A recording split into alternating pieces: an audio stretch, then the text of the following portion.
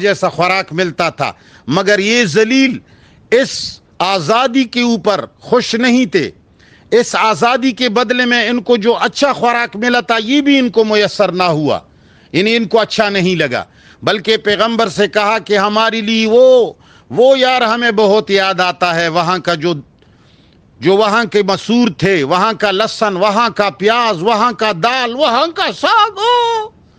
وہ ہمیں بہت یاد آتا ہے۔ غلامی ہوتی مگر اچھے اچھے کھانے ہوتے، قسم قسم کے کھانے ہوتے، غلامی ہی بہتر تھی۔ اللہ تعالیٰ نے موسیٰ علیہ السلام سے کہا ان سے کہہ دیجئے، قالا، تو موسیٰ علیہ السلام نے فرمایا، اتستبدلون، آیا تم تبدیل کرتے ہو، تم بدلے میں لیتے ہو، الذی، اس چیز کو، ہوا ادنا، جو انتہائی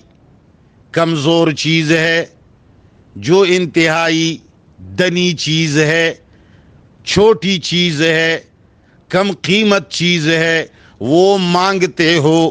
بالذی ہوا خیر، وہ انتہائی بہتر خوراک کے بدلے میں۔ اللہ کے بندو، تم اتنے بڑے بے غیرت اور نہ سمجھ ہو،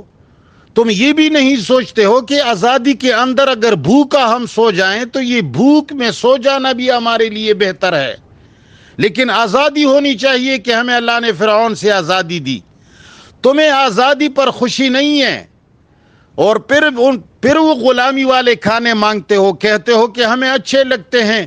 کہ ہمارے دسترخوان کے اوپر دال بھی ہو، ساگ بھی ہو، پیاز بھی ہو، لہسن بھی ہو، قسم قسم کے ککڑے اور بادرنگ اور سلاد پڑا ہوا ہو، اور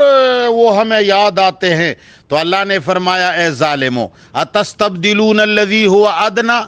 آیا تم بدلے میں مانگتے ہو اس کمزور اور بری چیز کو، بالذی هو خیر، اس بہتر چیز کے بدلے میں۔ اے ظالمو، تمہیں یہ آزادی پسند نہیں ہے، تمہیں یہ اچھے کھانے بھی پسند نہیں ہیں، غلامی کا دور تمہیں یاد آتا ہے پاکستانیوں کی طرح، غلامی کے بدلے میں سہولیات مانگتے ہو، غلامی کے بدلے میں لوگوں سے اچھی چیزیں مانگتے ہو، صرف باہر ملکوں سے اس لیے ناتا اور دوستی نہیں کاٹ سکتے ہو کہ پھر تم عیش نہیں کر سکتے ہو۔ تو اللہ تعالیٰ نے فرمایا، اہبتو، اتر جاؤ، مصرن، کسی بھی ہموار زمین کی طرف۔ یہاں مصر سے مراد وہ مصر نہیں ہے، شہر مراد نہیں ہے۔ قرآن نے جہاں بھی مصر کو ذکر کیا ہے شہر اور مصر کے معنی میں، تو وہاں اللہ تعالیٰ نے غیر منصرف ذکر کیا ہے، یہاں منصرف ہے۔ اس سے مراد ہے ایک ہموار زمین، کوئی عام شہر، اس لیے کہ یہ چیزیں ہموار زمین میں ہوتی ہیں۔ تو اللہ تعالیٰ نے فرمایا کہ پھر اتر جاؤ، یہ اعلیٰ مکان سے، یہ اونچی جگہ سے، یہ عزت والی جگہ سے، جہاں تمہیں خوراک آتا ہے، جہاں تمہیں من اور سروا ملتے ہیں۔ اہبتو، اتر جاؤ، مصرن، کسی شہر میں، فإن لکم، یقیناً ملے گا تمہیں، ما، وہ چیز، سألتم، جو تم لوگوں نے مانگی ہے، جو چیز تم مانگتے ہو وہی چیزیں ملیں گی تمہیں۔ تمہیں اچھے خوراک کے بدلے میں بری چیزیں چاہیے، جس طرح کہ ہمارے پاکستانیوں کو آزادی کے مقابلے میں غلامی پسند ہے، اونچی مقام کی جگہ ذلت کی جگہ ان کو پسند ہے، اپنی بیویوں کو پردے میں رکھنے کے بجائے، اپنے لیے خاص رکھنے کی بجائے، اپنی بیوی کا شومنٹ کرنا، اپنی بیوی کو بڑے بڑے افسروں سے ملوانا اور امریکہ اور برطانیہ کے لوگوں کو دکھانا ان کو پسند ہے۔ تو اللہ تعالیٰ نے فرمایا، وَضُرِبَتْ عَلَيْهِمْ، اور ڈال دیا گیا ان کی اوپر، الذلت، ذلت، ان کی اوپر اللہ نے ذلت کو ڈال دیا، والمسکنت، اور پست ہمتی کو ڈال دیا، یہ وہاں سے ذلیل اور پست ہمت ہو گئے۔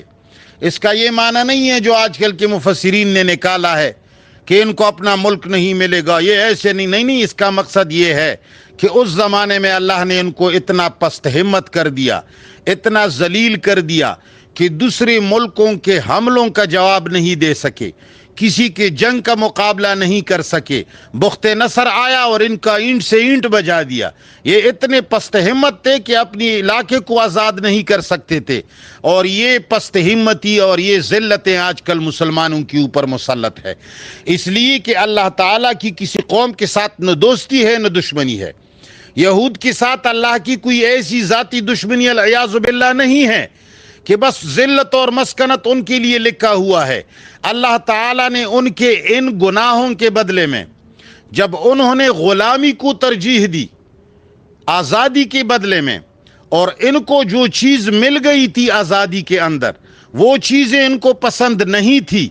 اور ان کو وہی غلامی والی کھانے اور غلامی والے